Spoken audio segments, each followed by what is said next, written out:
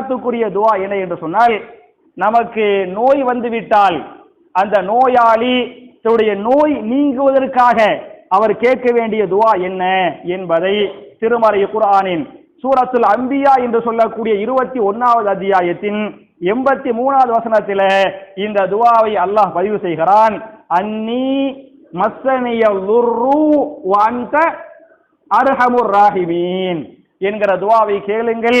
துவாவுக்குரிய பொருள் என்ன என்று சொன்னால், என் இறைவனே, என்னை நோய் தீண்டி விட்டது, நீதான் கிருபையாளனுக்கெல்லாம் மிகச்சிறந்த கிருபையாளனாக இருக்கிறாய், உன்னுடைய கிருபையின் மூலமாக என் நோயை நீக்கி எனக்கு முழுமையான ஷிஃபாவை தந்தருள்வாயாக என்ற அற்புதமான துவா, அல்லாஹ்வால் அங்கீகரிக்கப்பட்ட துவா.